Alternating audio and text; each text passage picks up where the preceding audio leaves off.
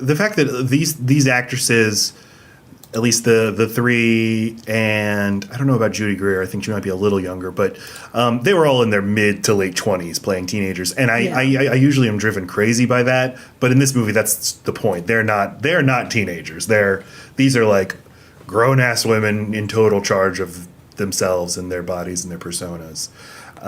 So I think that really works here. It's like because you're watching a teenager and you're like, God, that's what I'm supposed to be like. But of course not. Right. It's like whenever you do get into your late 20s and you think, I look so much better than when I was 18. I know what I'm doing. I feel like I'm in control of my life. If I could just go back to high school for one day like this, I would rule the school. So it's like watching that fantasy happen. Yeah, I mean, real 18-year-olds look embarrassing. I'm embarrassed for them to see them. Yeah, and anyway, I don't know if most teenagers realize that, and maybe they've done a better job now of making more realistic all-school-related movies. I hope they are.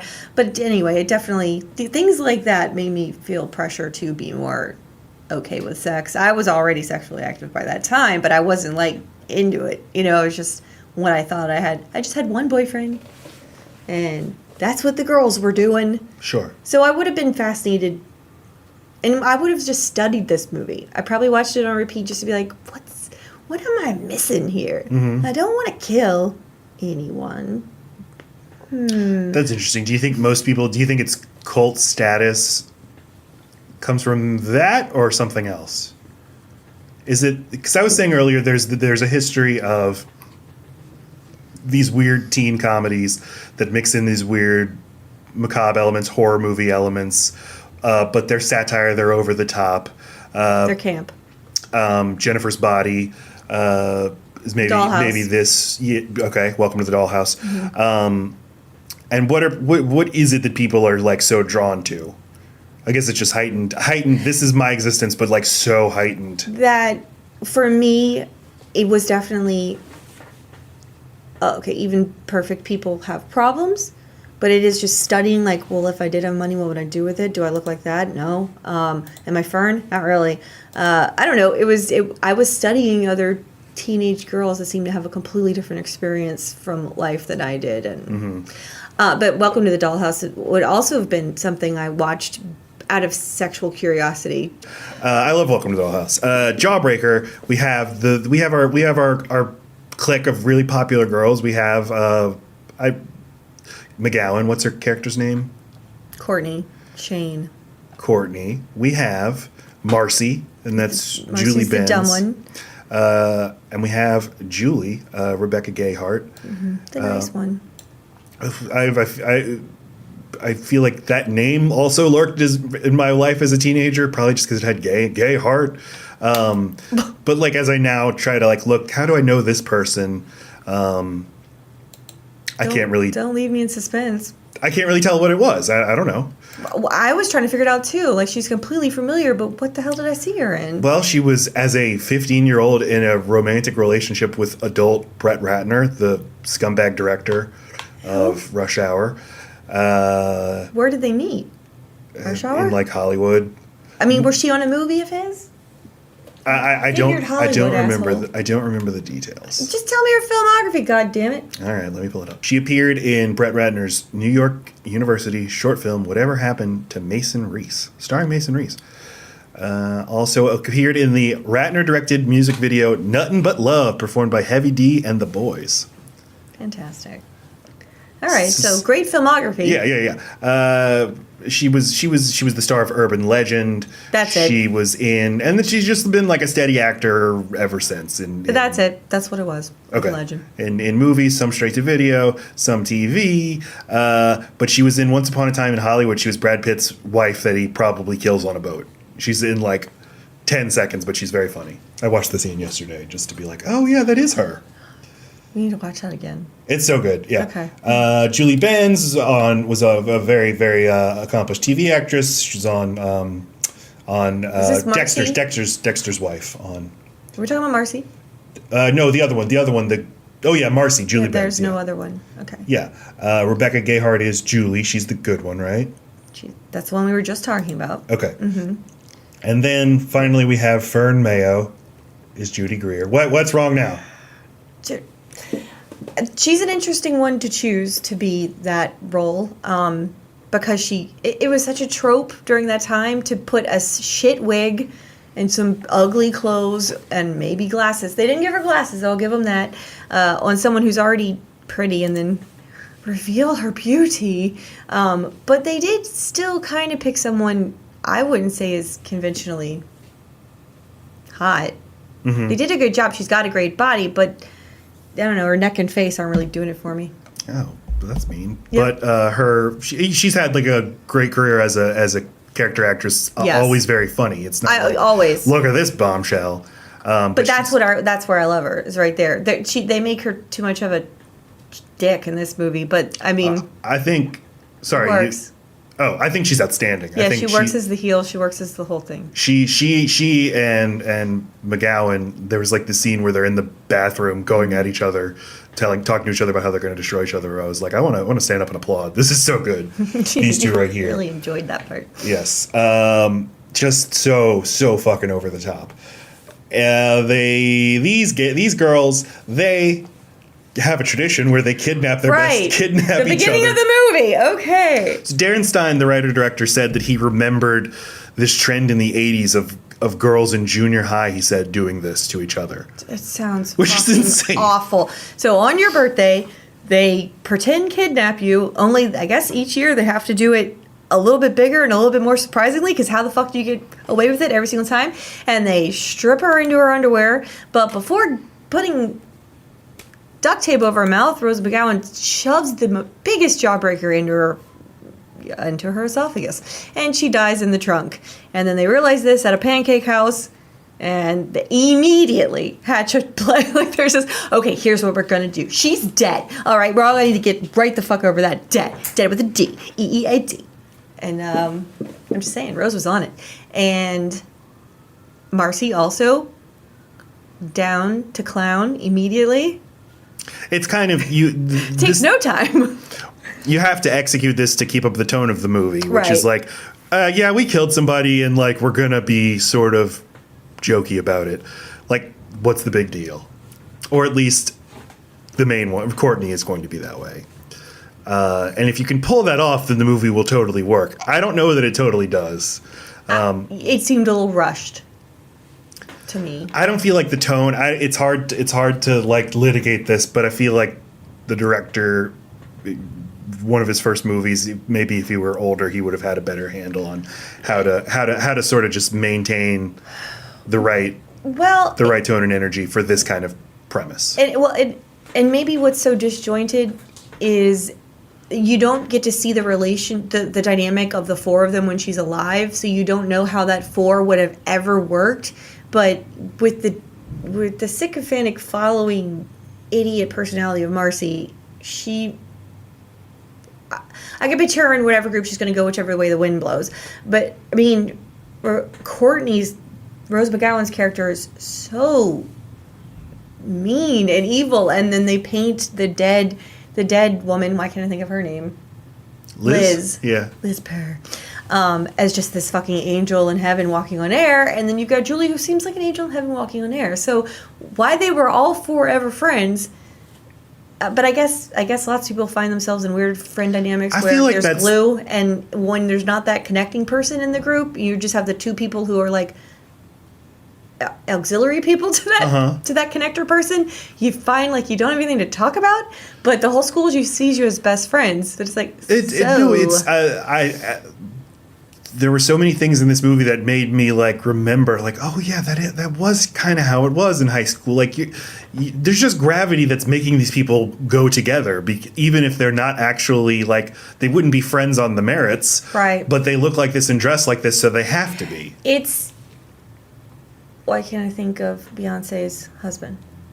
Jay-Z. It's like Jay-Z. It's like Jay-Z.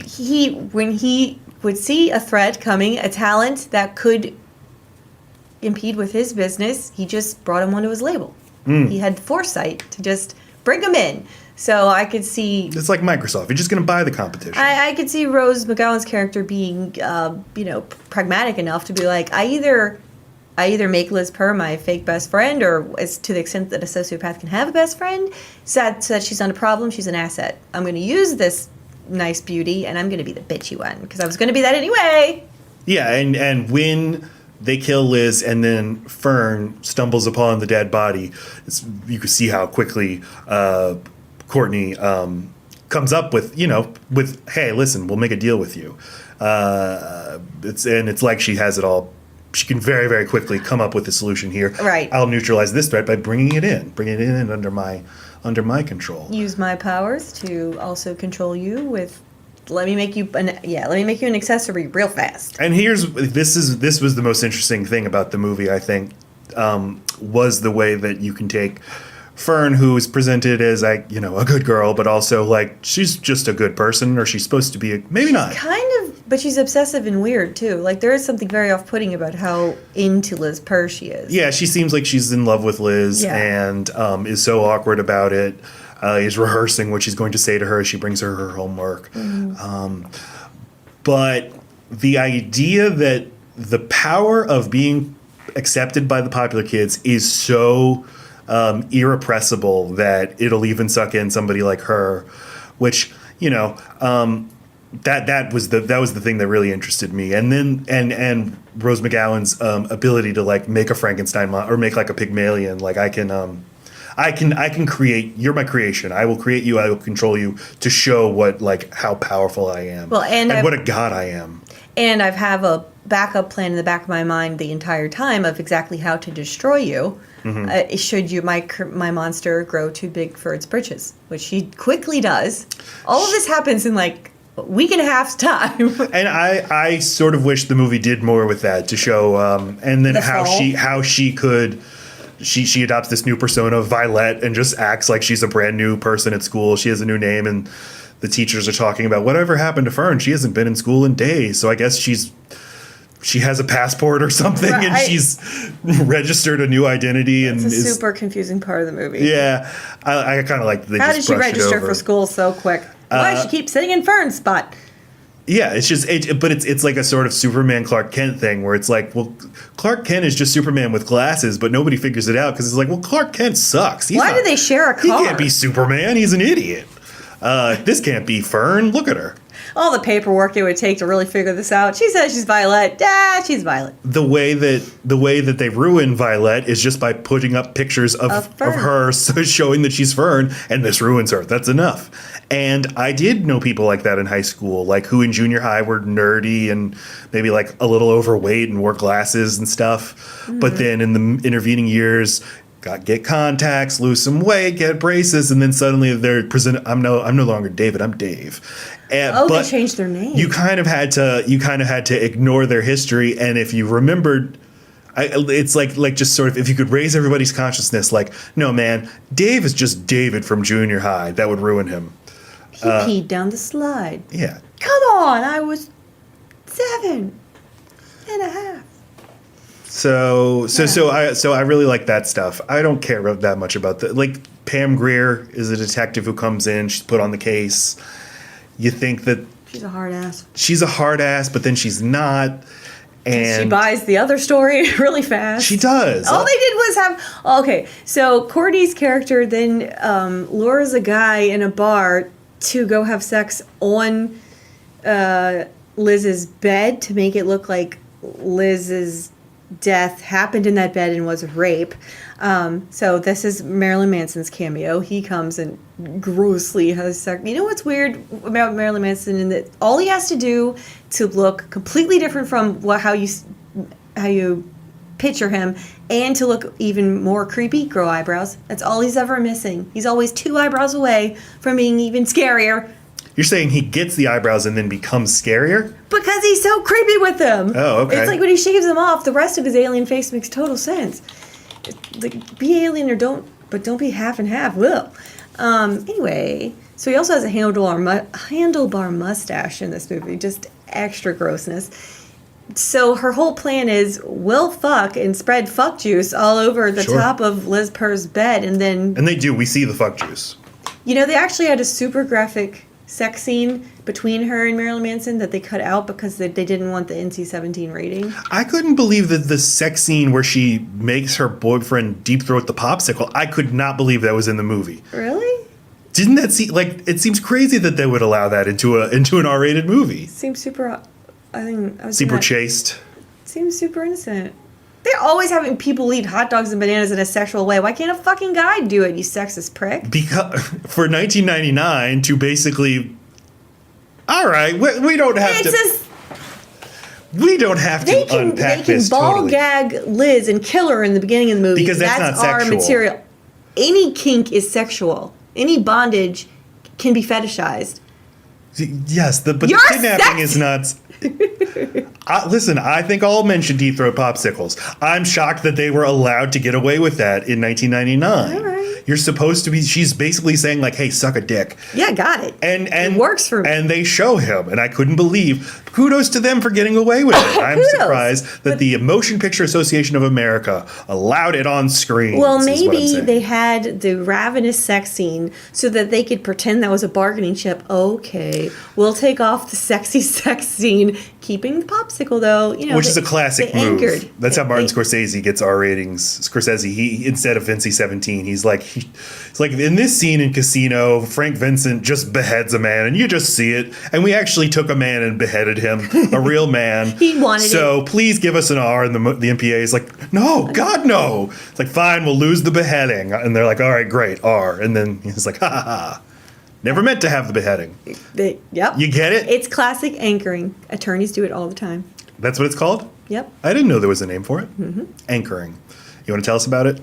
Well, it's usually you do it in negotiations. This was a negotiation, but it's usually financial. It's like, oh, okay, this amount of damages from this wreck. I mean, we need it in pain and suffering. I'm going to need $3 million, 3.5 at the least. So they've anchored there. So then when they actually get the $1 million from the jury that they wanted all along, it seems like a compromise. Yeah, well, this seems all right. It's just simple negotiation. Yeah.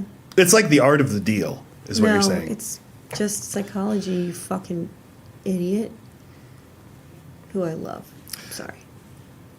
So the movie was not a big hit.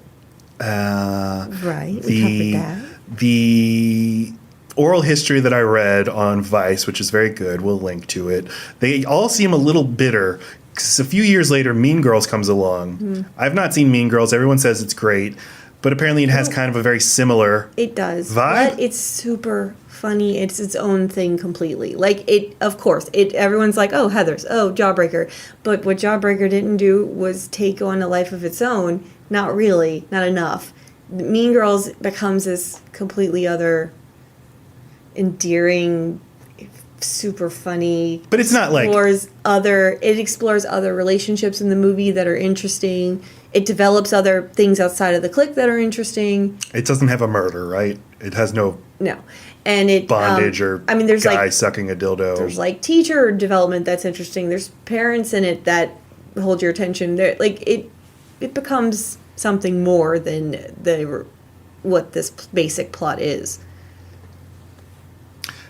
So they seem a little resentful that Mean Girls got to occupy the space that they thought they deserved to have. Better writing. Who wrote Mean Girls? Tina Fey. Better writing. That explains her funny part in it. Yeah, and Rose McGowan's like, it's just because people are stupid. People just don't get it. They're stupid. I was watching some interviews with her, and she relies on that a lot. That people are stupid? How come you didn't tell your story earlier? It's because people are dumb. She's a great actress. She's had a horrible experience. She's also very annoying. I mean, it's like I always talk about the pretentious high school dude who's like read Nietzsche and wants to lecture you about it. But it's like that's kind of her vibe, but also she's right, which is what makes it even more annoying. And then she's like, and you're wrong, and that makes you dumb. But she had this quote in this article where she's like, the problem is there's a monoculture and it serves one god, and that god is like semi-retarded. I know you're not supposed to say that word, but it's a really fucking good word. No insult to anybody, but it's a goddamn good word, and I hate that I can't use it. Holy motherfucking shit, are Hollywood people stupid? Something gets into their brain where they're like, it's okay to be dumb all the time. No, actually, it's not. End quote. It's very simple of her to think that that word can only mean dumb. It is clearly a pejorative word that has been used to abuse people. Okay, I'm sorry. I know I'm preaching to the choir, but Darren Stein, have you ever heard of the movie All About Evil? nope. Have you heard of GBF, Gay Best Friend? No. If you look at that was his 2013 movie. If you look at the poster, it seems like they were trying to do another version Of the Big Giant. of Jawbreaker, Both gay because the men? people are posing. So apparently, it's about a boy who comes out of the closet and then gets accepted by the clique of popular girls, All right. and then he leaves behind his still closeted friend Brent. That sounds kind of good.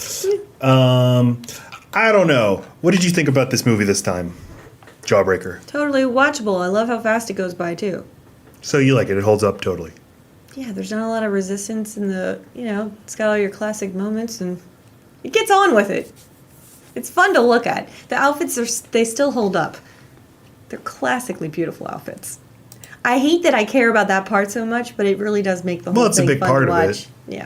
Yeah. You It's weren't why I laughing. love Neither of us Clueless. laughed very much. Yeah, and it's called a comedy. I don't ever think of it as one. Really? Yeah. I mean, it's definitely a comedy, but it's just not very funny. It's not funny. I mean, it's funny It's like lighthearted in that they killed someone and they find things funny. it's in their funny daily life. to be like, well, that's crazy.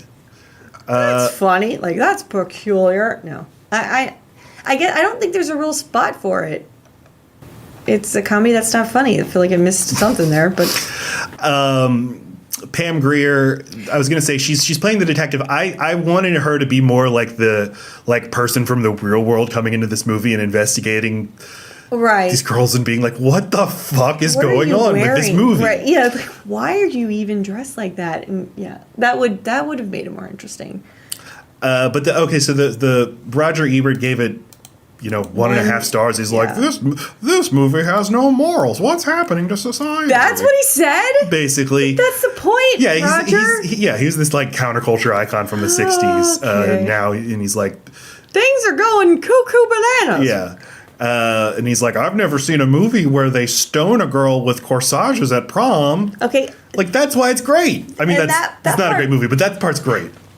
I mean, though, it unless I'm actually glad you reminded me of that because watching that in slow motion again, I was thinking, what could hurt less than these frilly little flowers being flung at you? And then I realized, oh, it's not supposed to be that other people did this to her. She starts grabbing her hair and rubbing her makeup and like just demolishing herself. The whole point is you did this to you. Like those flowers didn't do that to her while she walked around. The flowers barely touched her. She destroys herself in the end. That's interesting. That's the point.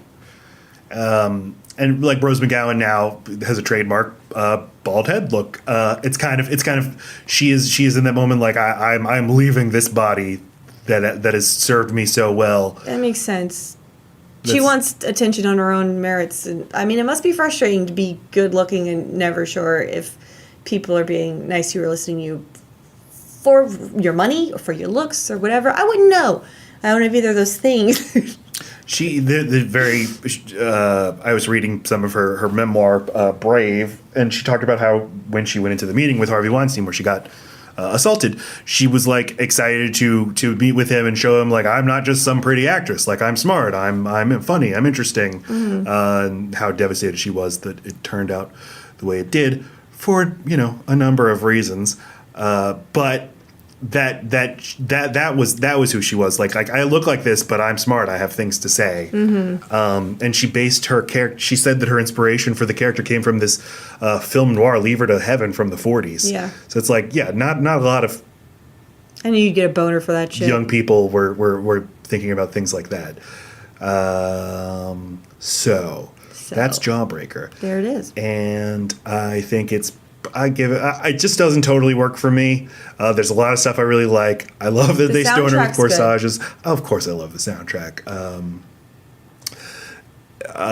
what the fuck was I was gonna say something. Oh, they ruin her in the end by just playing an audio recording while she wins prom queen. She goes up on stage, and then her ex best friend and her new boyfriend, hack into the sound that system. Is always I'm gonna hack into the mainframe, which is like it's a birthday card that opens and it's got a little message. The most simple recording devices on the most delicate, fragile kind of recording device you could have, and they risk it by giving her a public outing at prom. He was touching the guts of that thing. He could have fucked the recording up the entire time. Gotta make a copy of that, bud. What the hell?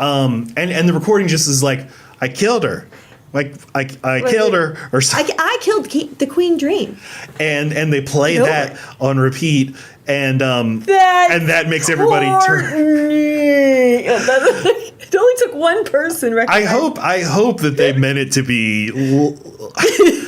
Of course, this would. It's like in Batman Returns when the Penguin is on stage. He's been accepted as a member of society. He's the mayoral candidate. And then Batman hacks into his sound system and plays a recording of him saying, like, I hate Gotham, they're stupid there. And they just start playing that and people start throwing fruit at him. Okay, but the whole point of it being from prom queen to Scream Queen. Yeah, is just how quick high school people turn on indie, right? But as the former president of the United States has shown, you can play recordings saying, all you people are fucking idiots. I'm conning all of you. And people will be like, we love them. We love conning. He must have been in a locker room when he said it. Sounds like some locker room talk. I could hear an echo. I know the only the sexual stuff is locker room talk. I was just like extending that to anything he says it's inappropriate. It works.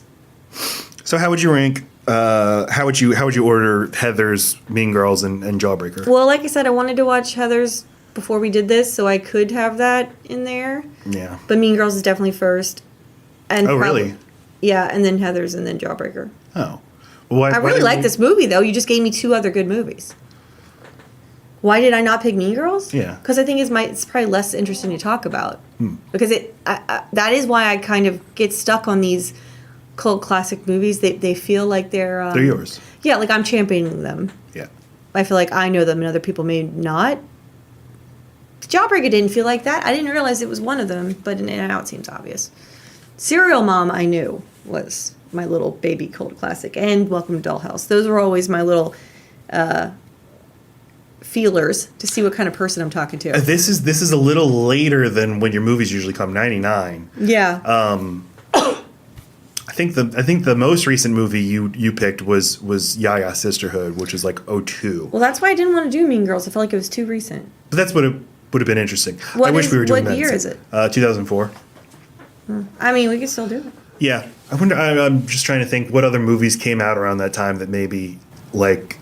Well, the only other movies that I have that are going to be recent-ish are the Natalie Portman ones. So like Garden State and.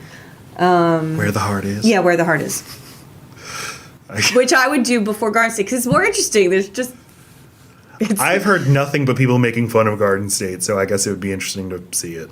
Yeah, but like that's loosely like I don't.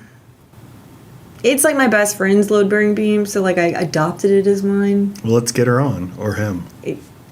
Who's your best? I thought I was your best friend. No, I'm from high school. Kim, dumbass.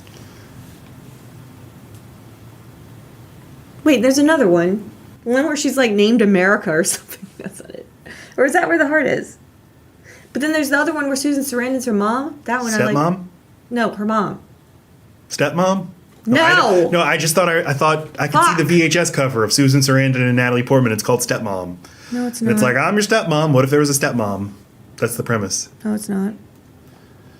No, I know. I'm just saying this is the movies you make in your head. That's another reason. Kids today, with your sea shanties, you don't know what it was like to go through a video store and look at movie covers and just imagine what that movie was. You'll never know. Well, God forbid I flip it over and read something. Ew. Mm-hmm. And they always say nice things. You can't trust the back of the cover. I've said it before, I'll say it again. Nothing will ever be scarier than me reading the back of the boxes of the Child's Play movies and the Friday the 13th and being like, in what universe would somebody voluntarily watch this? This is horrifying. I still fucking agree with that sentiment. We discovered Child's Play is bullshit. bullshit. You want to talk about the inauguration? What else is going on? No, well, the fact that it's a work day, no. I need to go work my love. Okay. I mean, I'm happy Go we work have that. the president. Go work that love. I like that Kamala Harris is a step parent. I guess Jill Biden like is that. too. Oh. Shout out to step parents. Boop, boop. We're not bad. You can find us on Twitter at LoadBearingPod, and you can find us on YouTube, LoadBearing Beams. Is anyone Instagram. giving us another review? I should check. I haven't checked. I would like one. Please review us. Say, I would love you to cover my movie. Not a movie that you directed. We're A considering movie that you love. creating a Patreon account, No, we're not. and we have to think of what bonus content. Wait, we're so miserable about having to do the main feed. We're going I to want commit to doing that. proof too? that we're wanted. God damn it! $5 a month. It's pennies on the dollar for what you're getting. The even angrier version of me All talking right. about I guess that's what we're Mickey doing. Mouse Clubhouse. Anything else? Nope. Facebook. You know all the places. Any place you could think that someone would put their stuff. Look Yes. there. And finally, if you only listen to this podcast because you love Jawbreaker, we've covered, we have almost 100 episodes. Go to loadbearingbeams.com/movies. Look at all the other movies we've covered. Find a movie that you like and listen to that episode. We guarantee you'll enjoy it. That's a guarantee. Oh, 100 or your money back.